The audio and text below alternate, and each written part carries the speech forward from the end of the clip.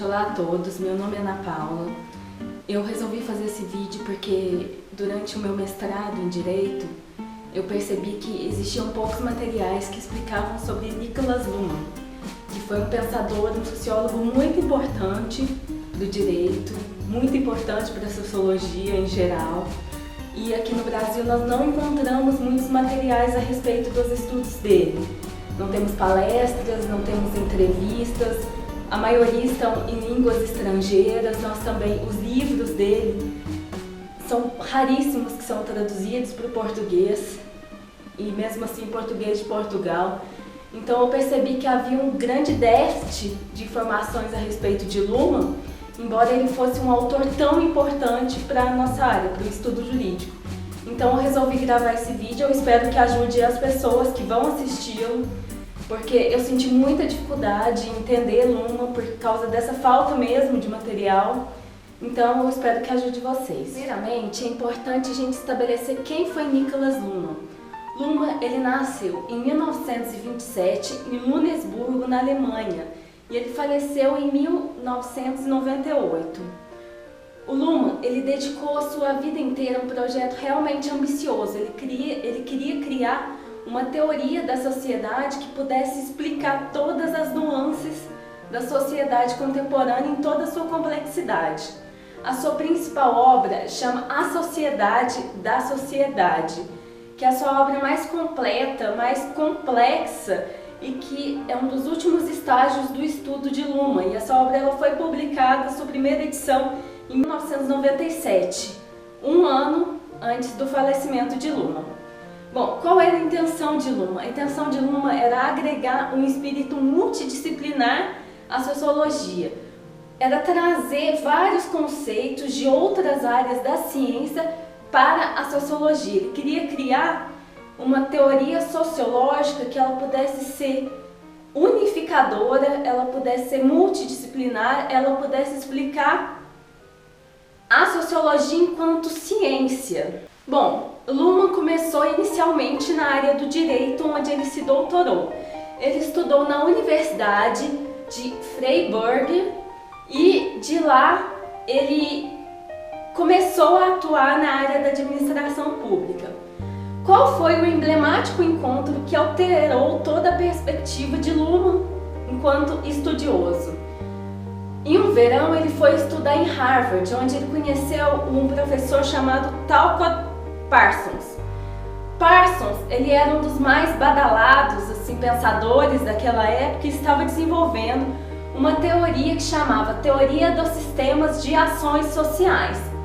E Luhmann, ele começou a estudar essa teoria, só que ele desenvolveu e ele acabou superando seu mestre. O pressuposto de toda a história de estudo de Luhmann partiu desse encontro em Harvard, que foi um encontro emblemático para a sociologia, onde ele mudou tudo aquilo que ele estava estudando, ele redirecionou para o estudo da sociologia. Quando ele deixou a administração pública, em 1962, o Luhmann ele estudou numa universidade onde ele adquiriu o título de pós-doutor. Ele se tornou um sociólogo propriamente dito. E ele conseguiu esse título com base em teses de livros anteriores que ele já vinha produzindo. Mais ou menos em 1968, 1969, ele ocupou o posto de palestrante de Frankfurt e ele foi indicado para ser professor na recém-inaugurada Universidade de Bielefeld, na Alemanha também, onde ele atuou até sua aposentadoria em 1993. O Luhmann, ele revolucionou a sociologia. Por quê? Assim como Copérnico descobriu que a Terra não estava no centro do universo, o Luhmann, ele tirou o homem do centro da sociologia. O Luhmann, ele revolucionou na sociologia o que o Copérnico revolucionou na astronomia. E hoje nós entendemos na astronomia que, assim como a Terra não está no centro do universo, também o universo é composto de vários sóis, várias galáxias, vários planetas, vários sistemas. E o Luhmann disse isso também. O homem não está no centro, no cerne da sociedade. Ele está no seu entorno. a sociedade, o que ele centralizou como dentro da sociedade, foi o que? A rede de comunicação intersistêmica, que vocês vão entender mais pra frente o que é exatamente. Então, a importância de Luhmann para o estudo da sociologia foi supremo. Ele inaugurou um estilo de pensamento pós-ontológico que até então não era sequer comentado. O mundo estava dominado por aquele pensamento extremamente funcionalista, aquele pensamento newtoniano. Pós-Einstein, o pensamento ontológico, o pensamento funcionalista, o pensamento na área do direito, um termo que ele é mais familiar, o pensamento positivado, ele foi revolucionado. Então, o Luhmann ele inaugurou um estilo de pensamento não linear, pós-ontológico, que vinha justamente andando de acordo com a ciência em geral. Uma ciência pós-newtoniana, pós-mecanicista. Bom, então qual foi o objetivo de Luhmann? O Luhmann ele tinha um objetivo que era criar uma teoria geral da sociedade que tivesse assim, um teor de universalidade, que nos mostrasse a visão do todo. O que era esse teor de universalidade? Era trazer conceitos multidisciplinares da biologia, da cibernética, da lógica para a área da sociologia. Bom, o pressuposto de Luhmann foi a crise da sociologia. O que é essa crise? Luhmann entendia que a sociologia estava dividida em dois estilos de pensamento que não poderiam se coadunar. Quais eram esses estilos de pensamento? Era o estilo de pesquisa empírica e um estilo de pesquisa puramente teórica. Ele queria uma teoria que pudesse unificar a sociologia que estava rompida dessa forma. A mesma coisa era o pressuposto da crise do direito, porque para Luhmann o direito ele estava vivendo uma grave crise. Nós tínhamos diversas teorias, mas nenhuma que pudesse ser aplicado universalmente. Então, qual é a palavra-chave para o Luhmann? A palavra-chave para o Luhmann é complexidade. O Luhmann entendia que o mundo era um complexo de opções, um complexo de informações. Então, a complexidade é justamente o quê? Esse contexto de variadas opções, variados caminhos. Então, o que o Luhmann queria? Ele queria organizar essa complexidade. Como que ele conseguiu organizar essa complexidade? Através da teoria dos sistemas. Eu acho que é importante a gente observar quais foram as influências que o Luhmann teve enquanto construção do seu pensamento. Bom, podemos apontar primeiro o conceito de autopoiesis. Esse conceito ele foi desenvolvido por dois biólogos chilenos, Maturana e Varela. E o que eles estavam estudando nessa época? Eles entendiam que a vida ela se produzia a si mesma. Auto quer dizer si próprio, se refere ao próprio objeto. E poiesis, ela quer dizer justamente reprodução, criação. Então o que o Maturana e o Varela descobriram durante seus estudos? Que os seres vivos, eles produziam a si mesmos. Eles estavam estudando lá aquela células embrionárias, e eles perceberam que o ser vivo, ele se autorreproduzia, ele se autorregulava. Isso é um conceito hoje que ele é praticamente, ele é muito aceito para a biologia. Hoje a gente consegue ver isso, inclusive em microscópio. É como se o corpo orgânico tivesse fechado, fosse um sistema que se autorregula e se autoproduz. É essa a ideia da autopoiesis que o Luhmann ele vai pegar, na verdade, da biologia. Uma segunda influência que nós podemos apontar é um conceito dentro da cibernética, da neocibernética, que é a observação de segunda ordem. Esse conceito ele foi desenvolvido por um amigo pessoal de Luhmann. Ele chamava Heinz von Forsters. Eu não sei se é exatamente essa pronúncia, me perdoem se não for. E ele estava desenvolvendo dentro da cibernética um conceito de que existe, primeiro, um ato de observar e segundo, um ato do que é observado. Então, o que ele queria dizer? Que a realidade ela não existe por si própria. A realidade ela pressupõe um observador. Bom, então o que é observado é justamente instituído pelo próprio observador. É como se a gente olhasse, mas quando a gente olha, a gente vê o próprio reflexo naquilo que a gente observa. Não existe fato por si próprio, existem fatos que são observados por alguém enquanto sujeito que tem as suas particularidades. Então, a realidade ela não se forma em processos cognitivos que não outros do próprio observador. Uma terceira influência que nós podemos apontar para o pensamento de Luhmann é a chamada teoria das distinções, que foi desenvolvida assim dentro da lógica e da matemática, que também é conhecida como cálculos de lógica de Spencer Brown.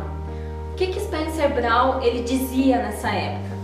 Ele dizia que a partir de uma operação de reprodução, você vai ter um espaço marcado, um espaço não marcado, que é chamado unmarked space, e uma linha divisória, que é justamente o que vai separar o espaço marcado do não marcado. Então, assim, em outras palavras, seria basicamente o seguinte: o diferente, ele só se estabelece através de uma escolha. Então, qual é essa escolha? Essa escolha é justamente essa operação onde você indica uma coisa e não outra. Antes de eu começar a explicar a teoria sistêmica propriamente dita, eu gostaria de contar um caso assim que é bem interessante para a gente começar a entender o que aconteceu com Luhmann e Rafael de George, que foi o seu discípulo e quem continuou disseminando a teoria dos sistemas durante a espera de uma conferência. Bom, a cidade foi Nápoles e o Luhmann ele estava esperando para começar essa conferência na sacada do hotel, tomando chá com Rafael, quando na pracinha embaixo da sacada do hotel surgiram dois meninos com uma bola. Esses dois meninos chegaram e começaram a jogar. E nisso foram aparecendo mais meninos com mais bolas e também começaram com seus jogos. Bom, quando vê, já tinham uns 20 meninos mais ou menos, uns 4 ou 5 jogos acontecendo simultaneamente. Então Luhmann teria explanado nesse momento para o Rafael: olha, Rafael, isso é a sociedade, é esse complexo, esse contexto de variados sistemas que eles se entendem, eles são autônomos e de certa forma também se comunicam. Essa é a sociedade, é isso que o direito tem um condão de amarrar, de atrelar. Para entender Luhmann, nós temos que estabelecer duas perguntas. Uma eu chamaria pergunta 1, que é o que a ciência tem feito ao longo de toda a sua história, que é: qual a gênese da vida? Qual o sentido da vida?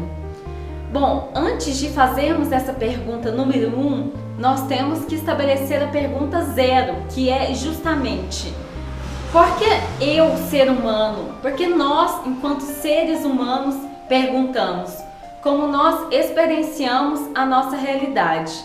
A partir daí nós temos dois caminhos: ou nós ignoramos essa pergunta 0 e o universo passa a ser algo totalmente despido, desprovido de sentido, ou nós tomamos a pergunta 0 como pressuposto e vamos investigar justamente isso, a nossa comunicação, como nós damos sentido à nossa vida, como a sociedade tem feito isso ao longo de toda a história da humanidade.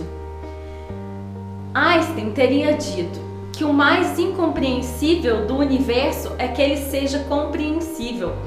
E Maturana, que foi aquele biólogo chileno que desenvolveu o conceito de autopoiese, que eu já explanei, teria emendado: o universo ele só existe porque ele é compreensível. Vocês conseguem compreender o quanto a comunicação ganha um novo viés no entendimento do mundo? Bom, o que Luhmann faz o tempo todo é justamente essa pergunta zero. Ele quer explicar o observador em seu observar. A sociedade agora ela é vista como um conjunto de variadas redes de comunicação. A sociedade ela é vista de uma forma totalmente diferente do que ela era vista até então. Então, o Luhmann ele vem com um pensamento pós-ontológico, não linear, extremamente diferenciado do que já estava vindo sendo produzido na sociologia. Ele inaugura um estilo de pensamento que rompe com a própria herança iluminista de pensar. Ele mesmo se traduz como radicalmente anti-humanista, radicalmente anti-regionalista e radicalmente construtivista. Ele vem trazer para a sociologia toda aquela revolução que aconteceu com o pensamento pós-Einstein. Ele rompe com um modelo funcionalista, com um modelo mecanicista de pensar a ciência, no caso a ciência social.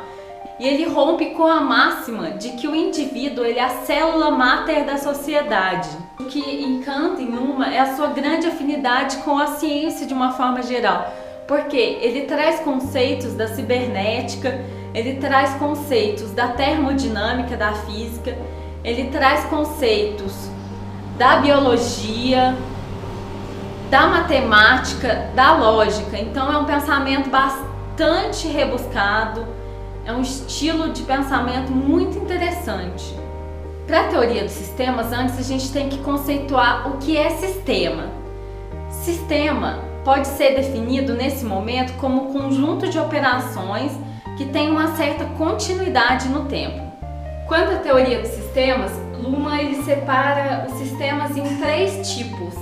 O primeiro tipo de sistema é o sistema orgânico, o segundo sistema é o sistema psíquico e o terceiro sistema é o sistema social, que é o objeto de análise dele. Os sistemas vivos e biológicos, eles se mantêm e se reproduzem através dos processos físico-químicos.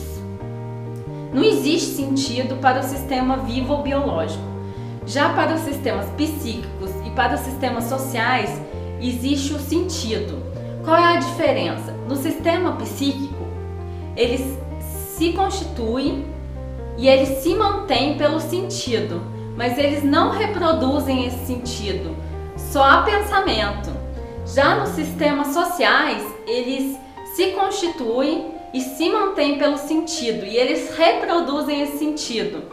Então, não existe pensamento, existe só comunicação. Então, o sentido está presente no sistema psíquico e no sistema social. É justamente o sentido que vai organizar a complexidade externa para trazer essa comunicação de modo que possa ser entendido pelo sistema psíquico. Esse sistema social, ele vai se operar, ele vai se produzir através justamente da comunicação. Então, ele diz ainda mais, ele diz que a sociedade, ela é a comunicação. A sociedade, ele seria esse sistema amplo, dentro dos quais vários sistemas se agrupam através da comunicação. Essa sociedade, ela, como eu já disse, ela não é formada por indivíduos. Os indivíduos, eles estão no entorno desse sistema social e justamente no centro está essa rede de comunicações intersistêmicas. A teoria dos sistemas, ela rompe com o conceito de parte-todo, sujeito-objeto. Ele traz justamente para análise o conceito de sistema e seu ambiente. Antes de Luhmann, os sistemas eram divididos em sistemas abertos e sistemas fechados.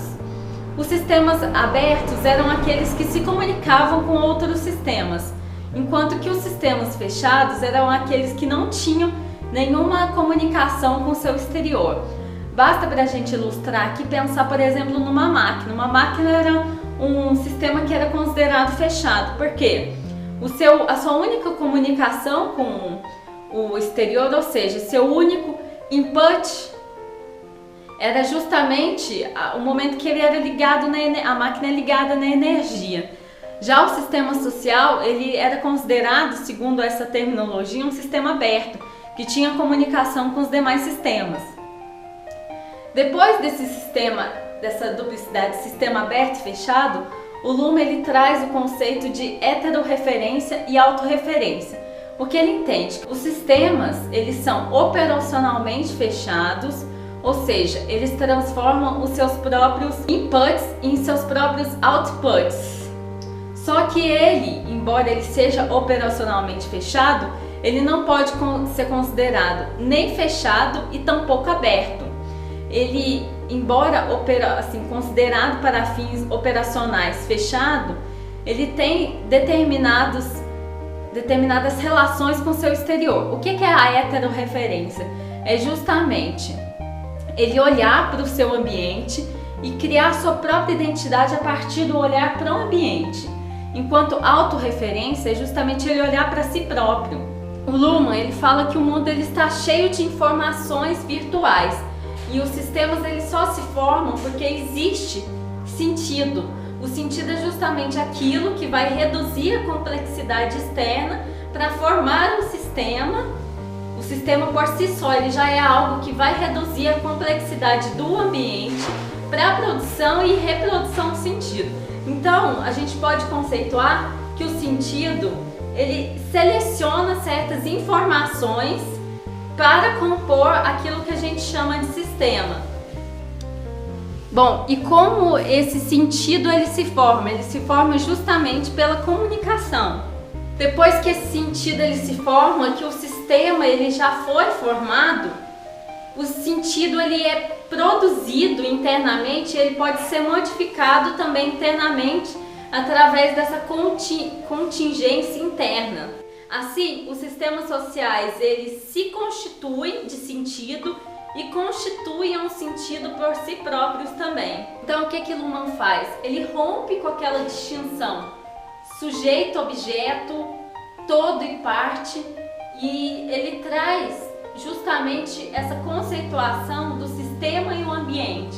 O que é o sistema para Luhmann? O sistema é aquilo que vem a reduzir a complexidade do ambiente através da formação de sentido, que produz o sistema e que o sistema reproduz. O que seria essa autorreferência? Seria o sistema, ele produz as suas operações a partir de suas próprias operações. Então ele produz com base nas operações do passado, que ele vai produzir as suas operações no futuro. Só que, embora esse conceito ele seja mais avançado que o conceito de sistema fechado e sistema aberto, ele tinha um problema. Como que um sistema que opera a partir de suas operações do passado, como você explica o início e o fim desse sistema? É aí que vai surgir que o Luhmann ele vai pegar o conceito da autopoiese e vai aperfeiçoar esse conceito de autorreferência. Por quê? Para a autopoiese não existe passado e não existe futuro. O passado e o futuro só pode ser entendido a partir do presente. O presente passado ele é a memória e o presente futuro ele é a expectativa. Então tudo que acontece no mundo para o sistema autopoético acontece simultaneamente. O Luhmann ele vai falar que a autopoiese ela se aplica naqueles 3 sistemas que nós acabamos de ver. Então um sistema autopoético obrigatoriamente ele é autorreferente, mas a autorreferência não implica na autopoiese. É um estilo de pensamento que é muito mais avançado. Essa implicação na questão da autopoiese traz várias outras implicações práticas para a teoria dos sistemas. Para o Luhmann, o ambiente ele é complexo, ele é ruído aberto, ele é sem sentido. O sistema faz justamente organizar essa complexidade externa em uma complexidade reduzida, uma complexidade organizada. É o que ele vai chamar de order from noise, quer dizer, vai organizar o ruído externo através da formação de sentido e redução da complexidade externa. É nesse ponto que há uma ruptura total com a teoria funcionalista do Talcott Parsons, porque o Luhmann ele não pensa mais da forma funcionalista do Talcott. Quando ele introduz o conceito de autopoiese, há uma ruptura total, onde não pode ser sequer comparado. Embora os sistemas eles sejam operacionalmente fechados, eles não se desligam em termos comunicativos com os demais sistemas. O ambiente ele não interfere na operação do sistema. O que ele faz, na verdade, é produzir determinadas irritações, utilizando uma nomenclatura que é de Luhmann, que são estímulos externos que podem causar uma mudança interna. Então essa heterorreferência ela diz respeito a esse intercâmbio entre a irritação externa e a autoprodução interna. Embora esse sistema ele seja operacionalmente fechado, ele não é totalmente incomunicável. Para explicar a comunicação entre um sistema e seu ambiente e entre dois sistemas, o Luhmann ele usa uma terminologia chamada acoplamento estrutural. Existem dois tipos de acoplamento. O acoplamento pode ser operacional, quando ele é momentâneo, e estrutural, quando ele tem uma certa continuidade. O que significa esse acoplamento estrutural? É quando dois sistemas, ou sistema e ambiente, dispõem de uma estrutura de irritação recíproca. Por quê? O sistema ele se comunica com seu ambiente e com os demais sistemas através dessas estruturas de irritação. Os eventos do ambiente, eles produzem ruídos internos que vão provocar produções de sentido e alteração de sentido dentro dos sistemas. Por exemplo, entre política e direito existe a Constituição, e entre o sistema social e o sistema psíquico existe a linguagem. Em relação à função dos sistemas, cada sistema vai desenvolver um monopólio funcional. O que isso significa? Que cada sistema ele vai reduzir a complexidade externa através da produção de sentido interno com uma função diferenciada. Por exemplo, no direito nós temos como função a confirmação de expectativas normativas, enquanto a economia tem a função do aprovisionamento futuro de bens em situação de escassez. Então, o que significa? Para dar conta da complexidade do ambiente, cada sistema vai se desenvolver de uma forma diferente, de forma que cada um tem uma função específica. Nós temos uma situação de diferenciação funcional que é quanto mais reduz a complexidade do ambiente, mais aumenta a complexidade interna do sistema. E quando isso vai acontecendo, essa complexidade dentro do sistema vai se aumentando, tem que se gerar subsistemas para dar conta de toda a complexidade que é gerada.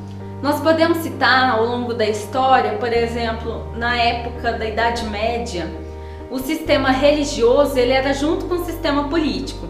A partir do momento que foi reduzindo a complexidade do ambiente e aumentando a complexidade interna do sistema, houve uma ruptura entre o sistema político e o sistema religioso. Então, houve uma geração de um subsistema social para dar conta dessa complexidade. Forma, para Luhmann, é um conceito que ele vai pegar lá dos cálculos de lógica de Spencer Brown, que é justamente a diferença entre aquilo que se indica e aquilo que não se indica. Ele chama aquilo que se indica de market space e aquilo que não se indica de unmarked space. O que isso quer dizer? Quer dizer que quando nós indicamos alguma coisa, paralelamente nós não estamos indicando outras. Então, sempre que a gente comunica, a gente faz uma operação de forma, que é justamente uma distinção. Quer dizer, sempre que a gente se comunica, sempre que a gente faz alguma produção, alguma operação de sentido, nós estamos indicando algo e paralelamente deixando de indicar outras coisas. Então, ele fala que a identidade, ela pressupõe a diferença. Então, quando você traça a identidade de algo, você paralelamente está traçando a diferença entre outras coisas. Então, a identidade, ela é um conceito que se contém. Distinction is a perfect continence. É o que ele usa para dizer isso, que a indicação, a identidade, é um conceito que contém a si própria. Então, o sentido, nessa perspectiva, ela é uma operação de forma, quer dizer, o sentido ele só é produzido a partir da distinção entre um sentido próprio dentre vários outros. Então, a formação de sentido é uma operação da distinção, que é uma operação de forma, que é um conceito que veio lá do cálculo de lógica de Spencer-Brown. Eu vou dar um exemplo esdrúxulo para ficar mais claro. Por exemplo, quando eu digo hoje o dia está calor, para vocês entenderem que hoje o dia está calor, primeiro vocês têm que fazer a distinção entre hoje, ontem e amanhã. O está de estar e não está, e o calor de frio. Então tudo que a gente traça como sentido, nós temos que fazer justamente essa operação de distinção para a gente poder ter uma identidade. Então, o Luhmann ele fala que a própria indicação e a distinção, a indicação já é um conceito que pressupõe a distinção, então já tem uma distinção aí. E o que ele vai falar? Que se você for voltar nisso, nós vamos ter um ciclo infinito. Então ele fala, draw a distinction, quer dizer, desenhe uma distinção qualquer. Porque se você for voltar, vai ser uma roda infinita e o próprio conceito de início, ele é um conceito que pressupõe uma distinção entre o início e a sua continuação. Então, faça uma distinção qualquer, não importa qual seja, e trabalhe a partir dela. O que é código para Luhmann? Código para Luhmann é justamente a distinção entre identidade e diferença. Então, todos os sistemas vão desenvolver um código binário que tem uma íntima relação com a função dos sistemas. Por exemplo, no direito, o código de comunicação do direito é direito e não direito. E o que significa ser direito ou não direito? Direito é tudo aquilo que vem confirmar as expectativas normativas, e não direito é tudo aquilo que não vem para confirmar as expectativas normativas da sociedade. Então, o código ele é formado a partir da diferenciação funcional dos sistemas e vai gerar um código binário do sistema para diferenciar a si próprio de seu ambiente e dos demais sistemas. O sentido para Luhmann, então, é justamente aquilo que, através da comunicação, vai reduzir a complexidade do ambiente para uma complexidade menor, uma complexidade reduzida dos sistemas, de forma que esse sentido possa ser entendido pelos sistemas psíquicos. Então, o sentido, na verdade, ele é uma operação de forma. Ele é aquilo que vai fazer uma distinção entre um sentido e não outro para ser interpretado por aquele determinado sistema. Então, o sentido seria para Luhmann uma aplicação da forma.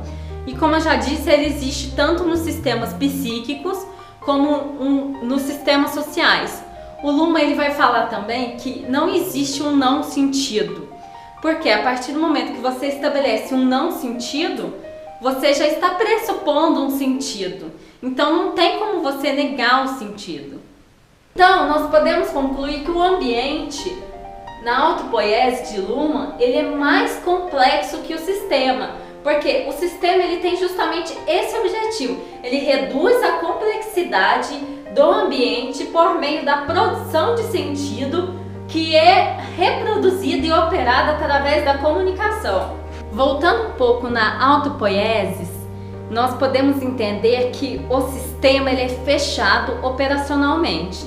Então, o que isso quer dizer? Que ele não consegue dar resposta a toda a perturbação que ele sofre. Então, esses ruídos externos, essas perturbações externas que vão ser feitas, elas são entendidas pelo sistema como uma informação que pode ser ou não apta a gerar novas estruturas internas de forma a reduzir a complexidade exterior do mundo, que é essa rede de informações virtuais. A comunicação para Luhmann é um sistema autopoético, autorreferente, que se autoproduz e que vai justamente interligar os demais sistemas através do acoplamento estrutural chamado linguagem. Em termos ontológicos, podemos dizer que a comunicação é a própria sociedade, é ela que está no cerne dos sistemas sociais. Ele traz um tripé para a gente entender a comunicação, que é também uma operação de forma. Por quê? Quando a gente tem uma comunicação, primeiramente, a gente tem uma informação. A partir do momento que você seleciona essa informação e dá sentido a essa informação, você já está fazendo uma operação de forma. O segundo tripé é a emissão. A partir do momento que você escolheu esse sentido e você vai emitir determinado sentido, você está fazendo uma outra operação de forma, que é a emissão. E a terceira operação para a gente entender a comunicação é justamente o entendimento. Porque o entendimento é a partir da emissão dessa informação. Você vai gerar um sentido que você vai entender.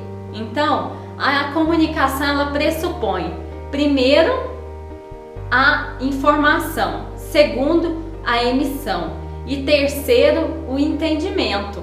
A partir dessas operações é que vai formar um quarto pressuposto da comunicação, que é justamente a aceitação ou a não aceitação desse sentido produzido, que vai gerar a comunicação dentro desse sistema e entre um sistema e outro. Então, agora trazendo para a matéria de metodologia, para epistemologia, que é a ciência da ciência, seria a análise do conhecimento científico.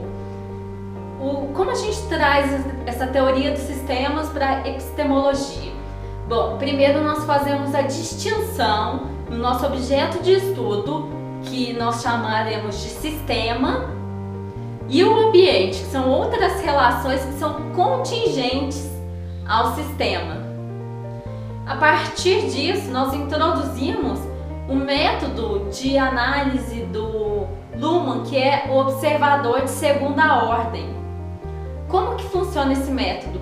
O Luhmann, ele, diferente de alguns outros sociólogos como Durkheim e Karl Marx, que tinham o objetivo de entender a sociologia com aspiração de observação total, o Luhmann ele introduz que nós apenas observamos um pedaço de nossa observação, que existe um ponto cego na nossa observação. Então, o que ele vai tentar? É justamente tentar aclarear esse ponto cego. Então, o que é a observação de segunda ordem, que é a metodologia de Luhmann? A observação de segunda ordem é justamente você observar a observação que o sistema faz dele próprio. É observar o observador em seu observar. Como eu tracei lá no início da minha explanação, é justamente fazer a pergunta zero. O sistema, ele observa a si mesmo enquanto observa o seu ambiente, e observa o seu ambiente enquanto observa si mesmo. Então, é um jeito bastante interessante a observação de segunda ordem, e existem outros conceitos assim que são importantes para a Luhmann, mas que vai ficar para um segundo momento. Eu espero que vocês tenham gostado do meu vídeo, das minhas explanações. Qualquer dúvida pode me escrever que eu respondo, se estiver ao meu alcance. Espero ter ajudado a todos e até mais e muito obrigada.